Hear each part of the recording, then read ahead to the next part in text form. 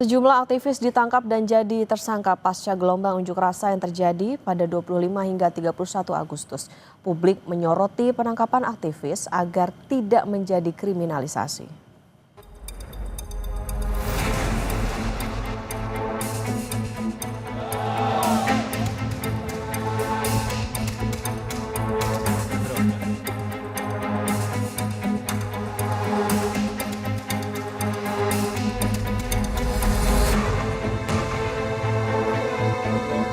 Saiful Amin, orator demo di Kediri, Jawa Timur yang sempat berdebat dengan Kapolres Kediri Kota saat demo 30 Agustus lalu ditangkap. Saiful Amin ditahan di rutan Mapolres Kediri Kota setelah diduga menjadi provokator pada demo yang berujung ricuh. Saudara SA, inisial SA, atas dugaan persangkaan pasal 160 KUHP berdasarkan penetapan dari adanya alat bukti keterangan saksi, kemudian alat bukti surat, kemudian alat bukti petunjuk. Direktur Lembaga Bantuan Hukum Al-Faruq, Taufik Dwi Kusuma, menyayangkan penetapan Saiful Amin sebagai tersangka. Ia menyebut mantan ketua cabang PMII Kediri itu bukan provokator atau dalang kerusuhan. Antara aksi solidaritas Afan dan kerusuhan itu dua kejadian yang berbeda. Sekitar jam 5 sore atau sebelum peristiwa pembakaran dan penjarahan, Saiful sudah pulang. Kata Taufik yang dikutip dari media setempat, kediripedia.com.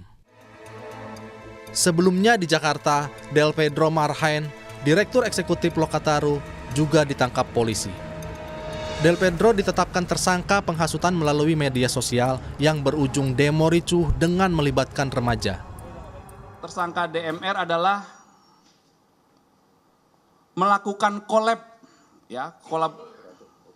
melakukan kolaborasi dengan akun-akun IG lainnya untuk menyebarkan ajakan agar pelajar jangan takut.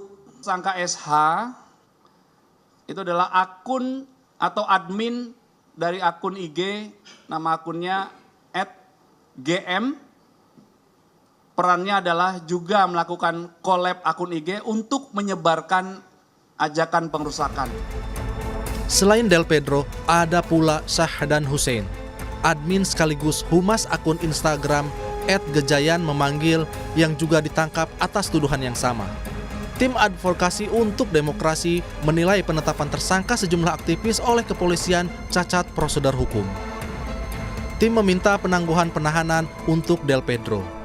Kami melihat ada dua proses yang miss dan yang sudah seolah-olah ini terburu-buru dan ini bukan seolah-olah ya, memang terburu-buru dan secara formil sudah cacat prosedur hukum. Jadi itu penting sekali untuk diperhatikan bahwa kemudian berpendapat dan sebagainya di dalam sosial media itu sangat mungkin sekali tanpa proses yang jelas kita bisa ditetapkan sebagai seorang tersangka dan dijemput. Menteri Koordinator Bidang Hukum, HAM, Imigrasi dan Pemasyarakatan Yusril Ihza Mahendra menegaskan penangkapan Direktur Eksekutif Lokataru Foundation Del Pedro tidak melanggar hukum. Yusril meminta Del Pedro melakukan perlawanan sesuai mekanisme hukum yang berlaku.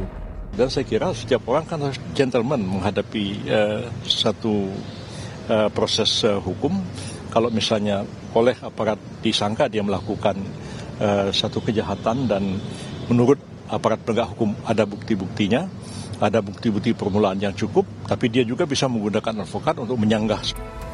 Direktur Eksekutif Amnesty International Indonesia, Usman Hamid, menilai penangkapan aktivis dan warga sipil yang diduga terlibat provokasi tidak tepat. Penyampaian pendapat di muka umum dijamin undang-undang.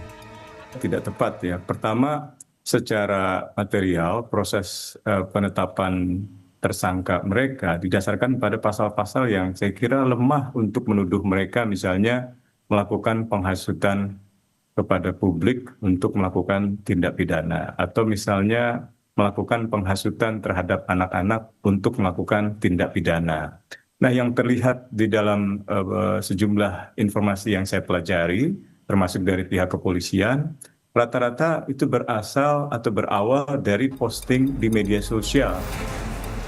Publik kini menyorot tindakan aparat yang menangkap sejumlah aktivis buntut demonstrasi akhir Agustus lalu di berbagai daerah. Desakan pembebasan aktivis dan warga sipil yang ditangkap karena dituding sebagai provokator terus disuarakan.